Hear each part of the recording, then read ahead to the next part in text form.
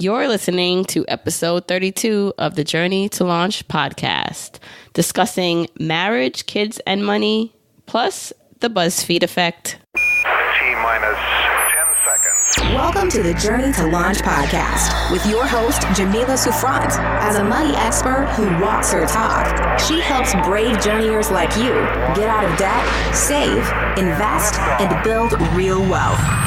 Join her on the journey to launch to financial freedom in 5, 4, 3, 2, 1. Hey, everyone. It's Jamila Souffrant. Welcome back to the Journey to Launch podcast. If you're listening to this in real time, it's Valentine's Day. This episode gets released on February 14th. So it's the day for love, according to the marketers.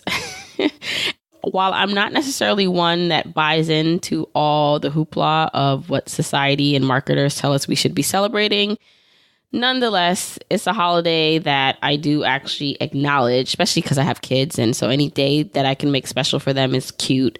And of course, I have a husband. You guys know that, right? I'm married. So Valentine's Day, while the older I get, it's not as important in our lives as when we were in our 20s and dating. It's still a day of love. So happy Valentine's Day. Thank you for listening. Whether you're listening today or days later, hope you're having or had a wonderful day. This episode, I'm actually going to be talking to Andy Hill of the Marriage, Kids, and Money blog. And I thought this was an appropriate episode, especially for today, because Andy has some really, really good tips and lessons himself on how he and his wife have financially got on the same page, pay off debt, and really, really have been making huge strides in their finances. So we'll get into that a bit. If you want any of the show notes for this episode, you can go to journeytolaunch.com/episode 32 to get links to anything that I discuss. Also, I did a couple other episodes that dealt with relationships and money. And so if you want to listen to those, I suggest also after you listen to this one, if you're just in the mood of how can I talk to my partner about finances or love and money, definitely check these out. So one episode was episode 18, where I spoke to Elle Martinez about how couples can get on the same page financially. She's from the Couple Money podcast and blog, an excellent resource for couples who want to get on the same page. Also, I had my own husband, so Woody, came on the podcast and we discussed how we got on the same financial page, how we went from not being intentional to saving and investing all the money we started to save and invest over the last 2 years. And people love that episode because they get to hear just a real conversation with my husband and I. And he was so much fun to record with. And so that's episode 20 if you want to go back and listen to that. So that's episode 18 for Elle Martinez. So journeytolaunch.com/episode 18. Or if you want to hear the chat with my husband, go to journeytolaunch.com, episode 20. Some things I want to talk about at the end of this is that the Journey to Launch podcast got listed as one of 27 podcasts that you should be listening to in 2018 from BuzzFeed. How crazy is that? Like, I can't believe it. And so I'm super excited that that happens. I want to talk a little bit about how that came about and then kind of the after effects so far of what I've been seeing from it. But I won't bog you down in the beginning of this. Let's get straight into the content with Andy Hill. First, let me give you a little background on Andy, our guest today from the Marriage, Kids, and Money podcast and blog. He's married with 2 kids, and here's just some of the major accomplishments he's been able to do with his family. One was pay off $48,000 of debt in 1 year. The other was becoming completely debt-free, including the mortgage, in less than 4 years. How amazing is that? And so we're going to hop into all that great information with Andy, plus just talk about how can you better have these conversations with your partner? How can you reach your financial goals with your partner? And listen, even if you are not married and if you're just dating, or maybe you are just not even dating seriously yet, but you're out there, you're looking, I think podcast conversations, information like this is super important to understand and get in your head now. So that way, when the time comes, you're ready to discuss it. If you are listening and loving the podcast, please rate, review, and subscribe if you listen to it in Apple Podcast. If you do not listen in Apple Podcasts, no big deal. Just share this with your friends. Text it to your friends, put it on your social media.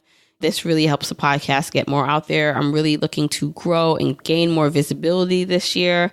And so anything where you can share what you've been loving with the podcast with someone you care about would be amazing. Also, if you want to connect more, you can follow me on social media as Journey to Launch. That's Journey to Launch on Instagram, Twitter, and Facebook. And come on over and join the Facebook community. Go to journeytolaunch.com/community, or just go to Facebook, type in Journey to Launch, and the group will come up that way. It's a perfect way to connect a bit more with each other. So without further ado, let's hop into this amazing conversation with Andy. Hey everyone, I am so excited to have Andy Hill on the podcast from the Marriage, Kids, and Money blog and podcast. Hi Andy, how are you doing? I am great. Thanks so much for having me, Jamila. Sure. So tell everyone who you are and what you're about. My name is Andy Hill. I am lucky enough to be married to a beautiful woman and awesome, fun wife named Nicole. And we've got two little kids, Zoe and Calvin. And I have started a podcast and blog, as you said, mostly focused on how I can give those three the best life possible. And as I'm seeking this journey and trying to figure out what it is that I want to do with my life and helping my family be the best they can be, I'm also helping others in the same fashion through the... And that's what I really like about your podcast and platform is that it's so based on family and how families can deal with finances and work together, because when people are not on the same page, when the parents are not on the same page, or there is no plan, it causes a stress on the relationships, and it's not helpful for either the adult or the kids. I completely agree. And I've been lucky enough to find a woman that we've been able to be on the same page for the majority of our marriage. Obviously, we have fights here and there as they come up, as any marriage does. But overall, we've worked really closely together on our finances and the things that we're really excited about in our lives, and thinking about the goals and dreams we have for our family and working on those together. So I've been very blessed to meet this woman.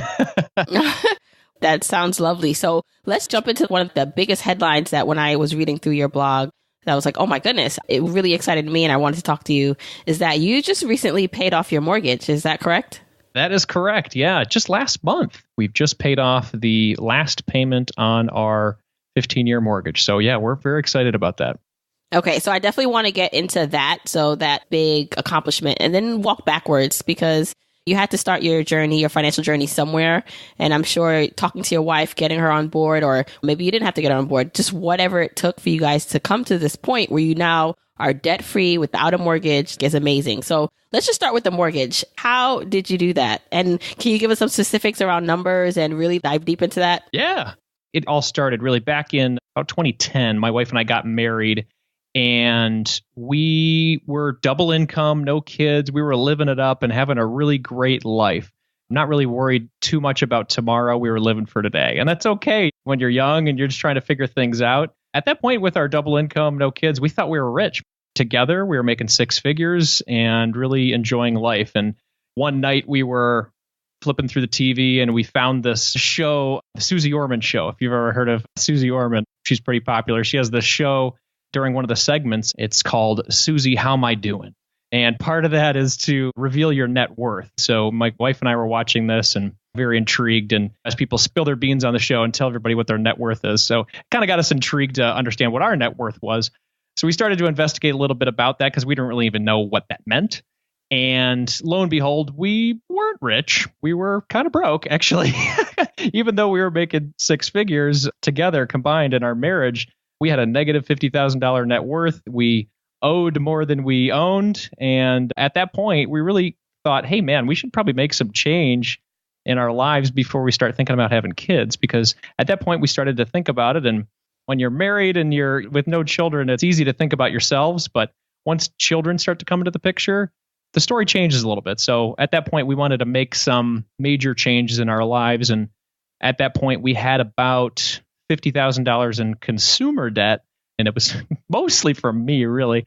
I had carried a lot of student loan debt into the marriage, a little bit of a home equity line of credit, using the house as an ATM. And then my wife had a car that we decided at that point that we wanted to pay off, and she had a loan. So at that point, we wanted to make some major changes, and working together as a couple, we started to do that together. And that sort of parlayed our story into the mortgage as well. But with the debt payoff, we had that about $50,000 built up. And we said, hey, well, what can we do to really get rid of this in a year? And given the fact that we both had good incomes together, we said, well, what if we lived just on my income and then we saved yours? And around that time in 2011, we started to say, hey, what can we do just to kind of live on 50 and then spend 50 or save 50 and spend 50? From that point on, from 2011, it's really kind of been our motto in our marriage. And we were able to pay off that $50,000 within 12 months. So that was sort of kickstarting us into the mortgage. Okay, so let me just jump right in. How old were you guys? How long ago? It was 2010 when we were having those conversations. So we got married in 2010. That would have been 28. You guys were 28, living life as a married couple, making a lot of money together. And then you see the Susie Orman piece and you're just like, wait a second, maybe we're not doing as well as we think we're doing. And you decide to, figure out what you owe and how you can pay it off. So what changes? You paid off $50,000 in 1 year. I know you said you lived off one income, but how? Like, what are the things that you did to cut back on or do differently to make that happen? We had been just not really intentionally allocating our money at that point. We'd just been spending it, not really having a care for where it went. So one big change that we had is that we started to live on a monthly budget. Originally, both of us weren't too excited about it, but we saw very quickly the change and the control that we were able to have by writing down our numbers and keeping track each month. And back then we did just an Excel spreadsheet. And after going through and reading some books, Susie Orman was kind of our gateway drug. And then the second one was Dave Ramsey, who read Total Money Makeover and took his course, Financial Peace University, a great mentor and resource for getting rid of debt. And it was a big, big change for us at that point. So one of the pieces of the pie was living on a budget together. So every month since then, we get together on the first of the month and we have what we've called the budget party. Originally, it was just sort of a tricky way for me to get my wife to sit down and do a budget with me by giving it a really neat name like budget party. But we added some things in there like ordering pizza, having beer, sitting down and create an event out of it. So we would look at our expenses from the previous month and then look at our plan for the current month and then also think about our goals and dreams. And that really kept us motivated. So that was one major piece of the puzzle that helped us to really make some change in that 1 year. And then really living on that one income helped us to really clobber this pretty fast. I definitely can relate to your story so much because when I talk about how much my husband and I saved in 2016, the $85,000, the previous years, we were nowhere near close to that number. And it really was about just being intentional and setting up the budget and making our priority our savings and investing. And so I totally get where you guys had that pivotal moment too about just, it's time to be intentional. And what I really like is the concept of you guys living on one income, because I find often nowadays, especially if there are two parents in the household, that the baked in expenses, so the expenses that they sometimes can't even get rid of, like, whether it's the mortgage or rent, the expenses are so high, they need the two incomes. So it makes it almost sometimes seemingly impossible to live off one income for a lot of people because it just seems like, wait a second, but we need both incomes to survive. Absolutely. Yeah. And when you think about the sacrifice there, it's like, oh man, it's going to be really tough for us to scale back because we're used to it, right? But if you really think about sacrifice, we're living in probably one of the most privileged countries in the world. So if you think about really sacrificing, quote unquote, I really don't feel like we gave up that much to make it happen. We're blessed to have a double income with no kids at that point. So really scaling back, we had to look at the things that we were really spending on, going out to dinners, having drinks with friends, going to concerts, things like that. These were all entertainment wants, not necessary needs. And so if you really think about the ability to do that, it's totally doable. At least it was for us. You guys were also ready. You guys were mentally ready to make that change. And you did it at a perfect time. You did it before you had kids. A lot of people, they sometimes come to this realization after they have kids. So it makes it a little bit harder to adjust. Absolutely. Yep. Now you have no consumer debt. You just have the mortgage that you are working on to pay off? That's right. Yeah. And the fall of 2011, at that point, we had paid off all of our consumer debt and we were kind of hooked at that point. We said, well, we've been living on half of our income and spending and having fun with the other half. What if we just kept doing that and really made a dent in our mortgage? So at that point, we were living in my bachelor pad that my wife begrudgingly moved into when we got married. So she and I both had a desire to upgrade our home eventually as we started to have kids. And once we brought our little Zoe into the world in 2012, we started to, instead of paying down our mortgage at that point, we started just to pile up some money to buy our next home. So we started saving kind of like crazy for a while, for about 2 years after we paid off the mortgage, and ended up buying our next home with a pretty sizable down payment, about 40% down, in order to buy our dream home in late 2013. So at that point, we had made a big down payment, and I was fine living in the bachelor pad just because I could probably live in a cardboard box. What my wife was very interested in moving into this nice neighborhood with great schools, a little bit more room as we started to grow our family from 2 to 3 and eventually 4. I'm so glad we did make the move eventually. She's always got the great ideas. At that point, I was kind of hesitant of getting the house. So I said, well, sweetheart, maybe we can make a compromise. We'll go for the big house as long as you're down with getting rid of this mortgage in less than 5 years. And at the time, it might have seemed kind of radical based on what we were doing. But since we were already used to living on half of our income, it was something, once we crunched the numbers, that we were able to do on paper, at least, pretty easily. So I live in New York City, and I'm just thinking about the prices of homes here. And my listeners, they're listening from all over the place. But where did you guys live? We live in the Metro Detroit area, maybe 20, 30 minutes north of Detroit. I want to point out some of the factors here, because for anyone listening, the last thing I want anyone to do is write off what you've been able to accomplish. But sure, I think that it's important just to note that, yes, maybe the price points for where you bought were more reasonable than for some people. So in New York, if you want to buy anything here now, it's kind of ridiculous. It would almost take someone years and years to save unless they were really, really making a lot of money. So what's like a 2,000 square foot home where you are? Oh my gosh. Where I live now, I would say maybe like 700, 800. Yeah. What about you? When we bought ours, it was about 350. So for something similar. I mean, that makes sense. It's New York City, baby. So yeah, but it's crazy because it's all relative too, right? Yeah. So you guys still had to work hard and work with your incomes to make that happen. But I just think that's so amazing. You guys made this plan to aggressively pay off your mortgage in 5 years. Yes. Did that require even more budgeting, more crackdown on what you were doing?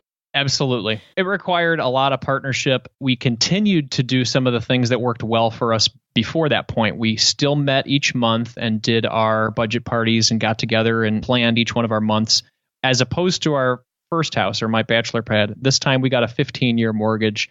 That way we could get a much lower interest rate. At that point, it was just 3%, which is really great. Yeah, that's amazing. Yeah. As opposed to a 30-year, which was quoted at the time around 4%. Not too much different, but the difference of having the 15-year is that you pay a ton less interest to the bank over time, and it forces you to make those larger principal payments. And we kind of wanted it to force us a little bit, because if you have the 30-year, you have the flexibility to be like, well, I'll put a little bit more principal this month or maybe next month, just depending on the months goes. We didn't want to give ourselves the option, I guess we'll say. That was one of the things that we did as well. And outside of the 15-year and doing the budget together, I got a new job at that point. And as opposed to my job before that, I got paid 26 times per year, as opposed to the typical 24 times where you'd get every 2 weeks as opposed to twice a month. So we just sort of pretended that I only got paid 24 times a year. And we used those extra 2 paychecks to throw that at the mortgage every month. So we made a lot of extra payments to really beat this thing down on top of the 15-year. So those were some of the things that we did to clobber it in a fast fashion. But in this time, you guys were having your kids. So how did you keep the cost of living down while still having kids? That's a great point. I guess it really depends on how you see kids coming into the picture. Sometimes people think, hey, kids are really expensive. For us, the things that were expensive in our lives before that were the entertainment and the socializing. And once we had 2 small kids, we didn't do a lot of entertaining and socializing anymore. We didn't go out to as many dinners. We didn't go out with friends as much. I miss going to concerts as much as I do, but if I go to a concert on a Monday night right now and have to change diapers the next morning, it's just really not the same. So our socializing went down a little bit as we had some kids, but one major change that happened in 2014 is that we went from the double income that we had then to a single income when our second child came into the world, and we decided, hey, Nicole is interested in being a stay-at-home mom. So let's figure out how we can do this. And again, we made some more adjustments to make it work. So you probably saved obviously a lot on daycare that you would have otherwise paid, because that is one of the biggest expenses. Absolutely. In raising kids is just finding childcare. If you have to work, you have to then pay for that. Yeah, at the point when we were going to make that decision for her to stay at home, Nicole had gone part-time by that point. So as we started to look into daycares and the cost, it was decently comparable to what she was bringing home anyway. And she was excited about staying home with the kids and liked her job enough, liked the people she worked with, but at the end of the day, she wanted the ability to have this opportunity to be with her kids. And some days she loves it, and then other days she's banging her head against the wall, just looking for an adult to talk to. But overall, we're very happy with the decision we made. And you guys are almost like you were preparing for this, because living off of that one income for so long, you knew that you could survive. We did. And then by the time she made that change, our extra principal payments started to slow down a little bit, we'll say, just because living on one income at that point, even though we were able to scale back, made it difficult for us to have the accelerated pace that we had originally when we were paying down the mortgage in the first couple of years. Your story is definitely, for me at least, is inspirational, because paying down and paying off the mortgage is one of the biggest things for us. I would like to do that as quickly as possible. But of course, again, we live in New York, so we have a plan. We just refinanced also into a 15-year mortgage just to force ourselves to those extra payments. So it sounds like there wasn't much friction for you two to work together. And it wasn't that much friction for myself either and my husband. I mean, there were definitely a lot of conversations, because I'm the one that brought the idea to him about this whole financial independence and paying off the mortgage. So what about the people who are listening that their spouse or significant other is just totally oblivious or not on board? What are some of the things they should start doing so that they can get on the same page and make some of these amazing movements themselves? I would say that I did make some mistakes in the beginning when I was talking to my wife about getting on board with this. I mean, you and I are both blessed to have some great spouses, right? But our spouses don't have podcasts about personal finance, so they're not as excited about it as you and I are probably. But when we started to talk about making some changes and changing our family tree and doing something kind of nuts like this that's not normal, we had some discussions in the beginning about why we should do this. Originally, I got all excited and said, hey, honey, I've read some books about personal finance and I need you to sell your car and we're going to live on a budget. How does that sound to you? That didn't go over very well. But once I learned that maybe I needed to speak her language a little bit about the things that she was excited about in life, it worked out a lot better. Like, hey, sweetheart, wouldn't it feel great to travel each year guilt-free without debt? Wouldn't it be great if eventually you could stay at home with our children in the future?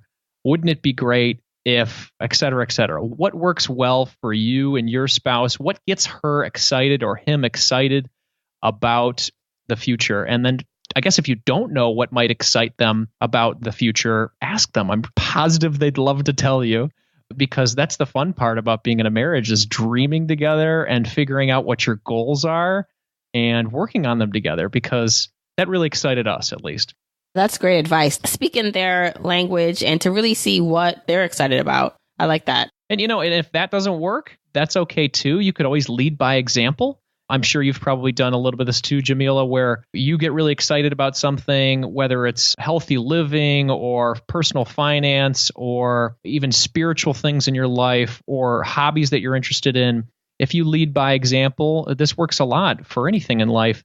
People will see your excitement about it and then jump on board. So sometimes that could help for people as well.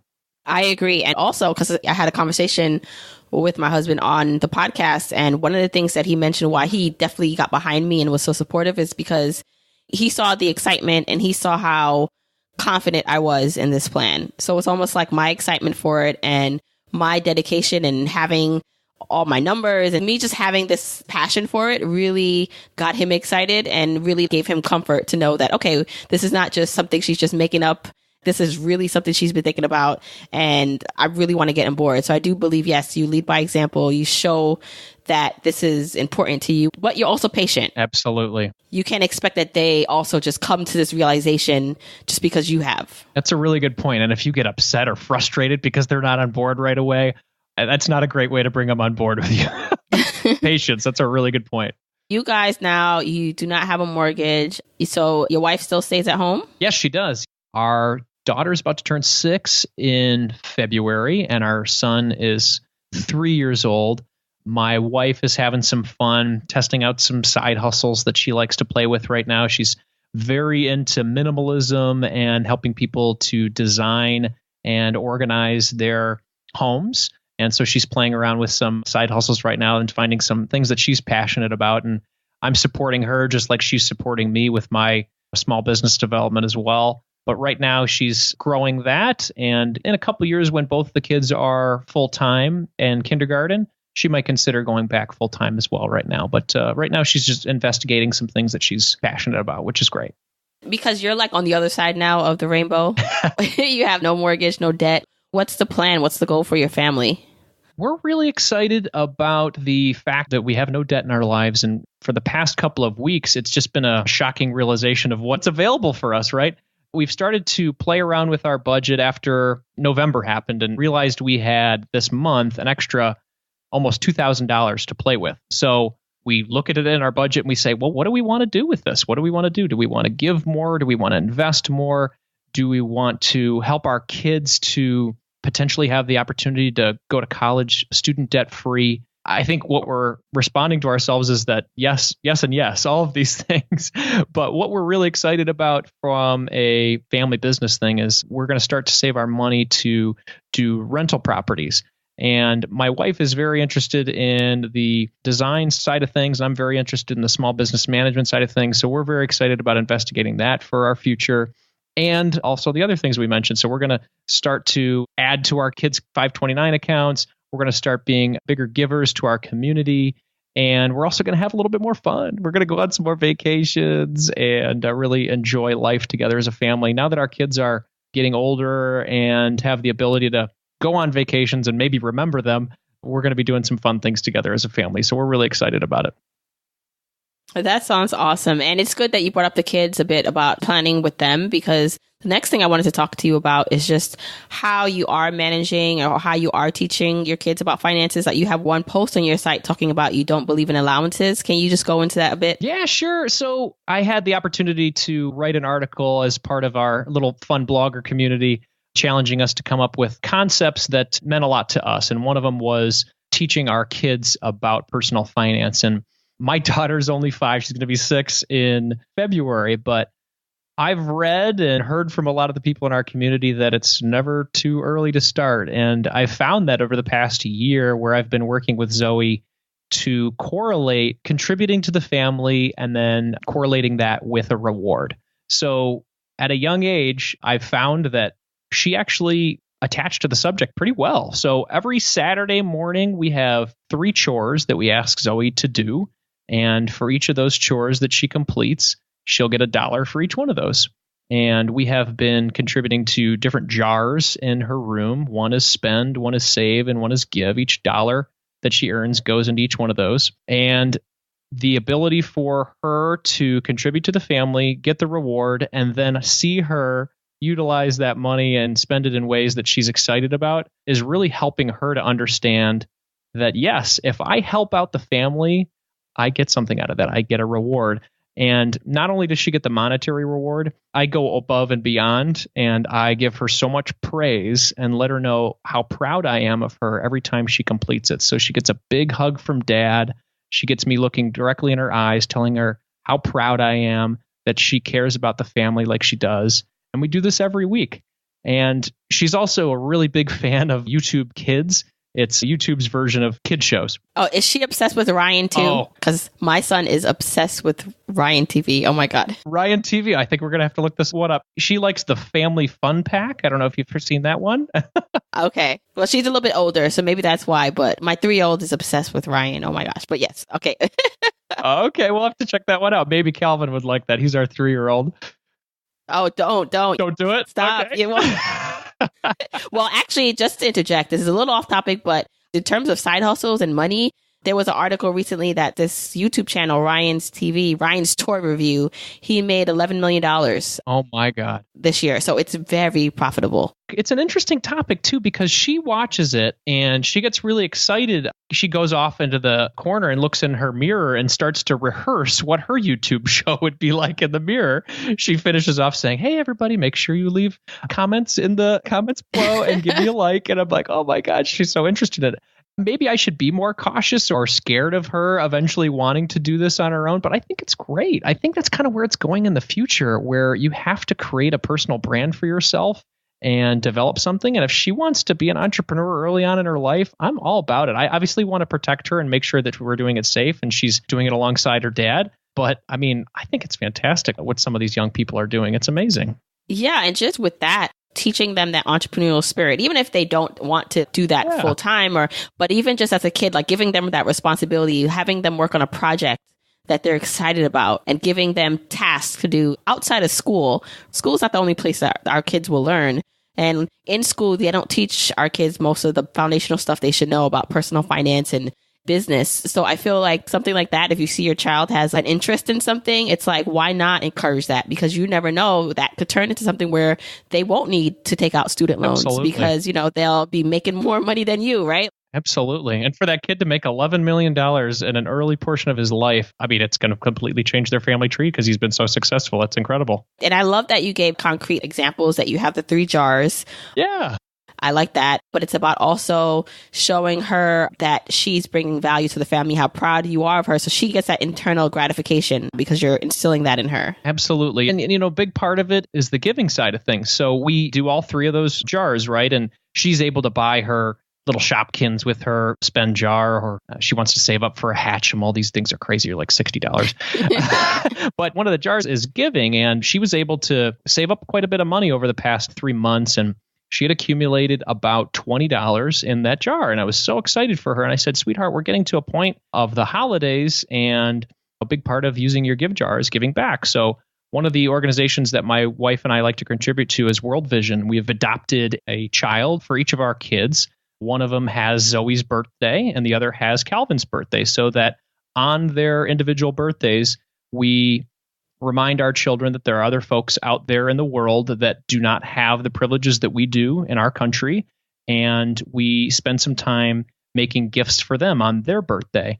Inside World Vision, there's an opportunity to give to other folks that are having difficult situations. And one of the things that we saw on the website was the fact that Zoe could utilize her $20 to buy mosquito nets for families in Africa that are being affected by malaria. And she was able to really understand, after we talked through a little bit of this, what's happening over there and the privileges that she has. She was able to really grasp that earning the money that she did through her chores could actually help save lives.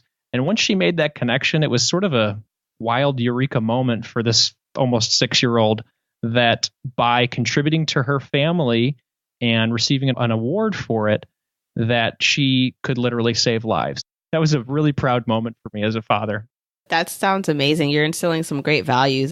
My kids are still pretty young, but those are some of the things I'm definitely going to start doing when they can start to really grasp that. I think that's amazing advice. Thank you. Thank you so much for coming on and sharing your story. How can people get in touch with you if they want to learn more about you and hear your podcast? Well, you could go to marriagekidsandmoney.com. At that website, I've got a blog as well as a podcast that you can connect to. And on the podcast, I'm on iTunes, Google Play, Stitcher, anything that you can find a podcast. And I really appreciate connecting with you, Jamila. I'm so glad that we can connect tonight. Yeah, this was awesome. All right. Thanks so much, Andy. Thank you.